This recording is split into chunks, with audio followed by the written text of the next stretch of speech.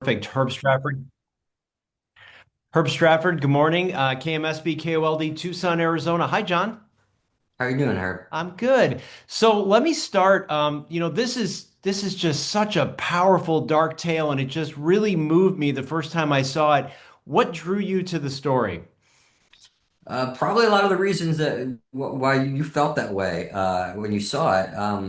I think I'm realizing that talking to people is this story just has an effect on you. If you have a breath in your lungs, it has an effect on you.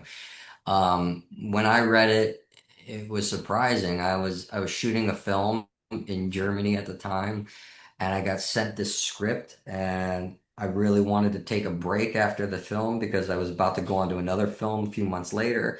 And I just wanted to be home with my family.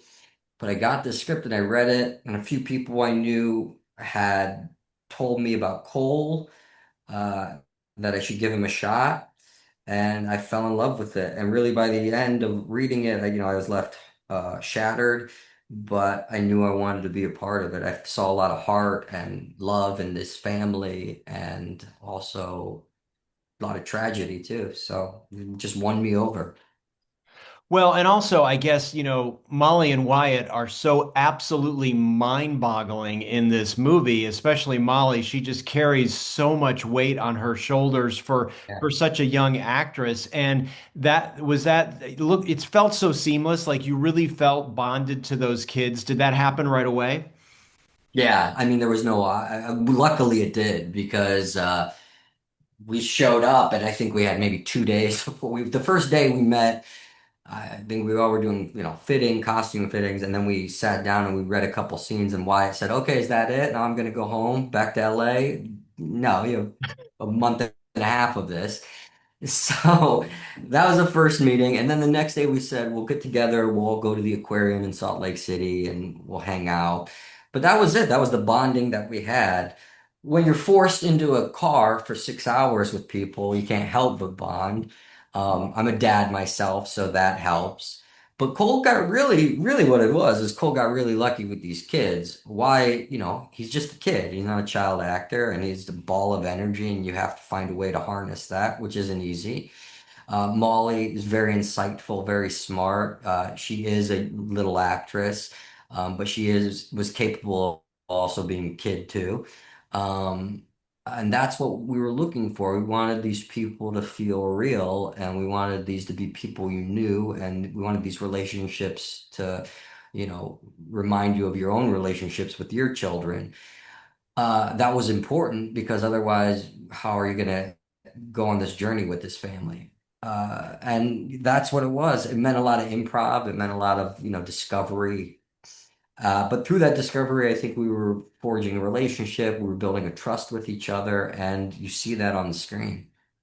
Well, and Paul Meyer's cinematography, it's just so sublime and it just becomes a character in this film. And it just is such a count, it just seamless the way that that fits the mood, helps set the mood, helps sort of tell the story. That must have been sort of, it was a sparse crew, right? It wasn't like a big, Yeah. huge production. So, No, no, not at all. But Paul, in a way, was a character because that camera was the fourth character in that car. We weren't on a stage. I think we had a day of a processing trailer, maybe 2 days. So mostly the way it was shot is Paul in with the other seat filming. So he was very much a part of it, and everyone, not just Paul, but the limited crew that we had, including our producers, everyone knew what we were in store for. It's not easy to shoot, a very low budget film where you're on the road and you don't really have a base, a home base, uh, and get it done with kids and a dog. So everyone had to kind of rise to the challenge. And luckily, for the most part, it's handheld, so that allows it. But because Paul got wonderful lenses and was using a great camera, he was able to find the beauty in this beautiful landscape that we had as well, which really, if you just shoot the camera or put a camera at salt flats and you don't mess it up, you're going to get a beautiful image. And Paul was able to do that. Well, and Cole's told me how when he, when he approached this project and how Robert's script was just so important to actually, it's very sparse. It's a very sort of, there's so much room for you as an actor to sort of breathe because you're not delivering all of these, sort of really heavy lines. It's all in your eyes, it's all in your face. And was that easy to sort of find that space as an actor, a little bit more sparser than normal? Yeah, yeah, surprisingly. I mean, it's not a world that I've worked in before. I've done a few characters where it's not a lot of dialogue, but shown through the actions and the internal dialogue that's going on. So it was a comfortable place for me. Um, I mean, there's nothing worse than having to deliver a line that is totally unnatural that you would never say. And I think in our most traumatic moments, we tend to not say much. Um, I don't respond well when I watch a film and somebody all of a sudden is spewing out all the trauma and inner monologue trauma that they'd be going through. I have never really seen that unless it's a really like manic moment. Usually that's with like a spouse. Not really with a kid. Yeah. Not many parents, unless they're really out there, are gonna lay that all on their kids. So again, Robert's writing rang true to me in that sense. And I was happy to just go along with it. And Cole gave me, the runway to let it be shown through that internal emotion. So this character obviously it carries a really heavy emotional weight for you.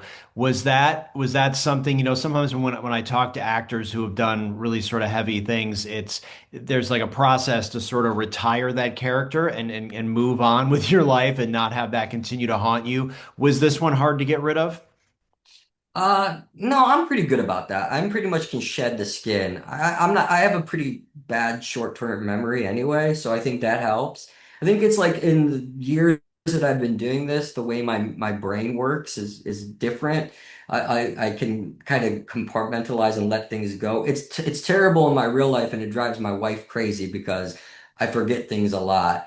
But I think it's healthy as an actor because you're able to let things go. I mean, I used to be much more angst ridden and think that you got to like bring the work home and kill yourself to deliver a good performance. And then I worked with actors who are legendary, who we all respect, and realized that's not the case. So I am a believer that when I go home at night, it's okay to let that go. And in fact, depending on the day, 75% of the time when the camera's not rolling, you can let that go too. And I think especially when you're working with kids, that's important because it's not healthy for them to bring in that trauma when the camera's not rolling. It's going to make it an unpleasant atmosphere for them. Um, but I felt confident in the dad character and in the writing, and I felt like I knew this guy, so I felt really at ease slipping him on and slipping out of him when I needed to.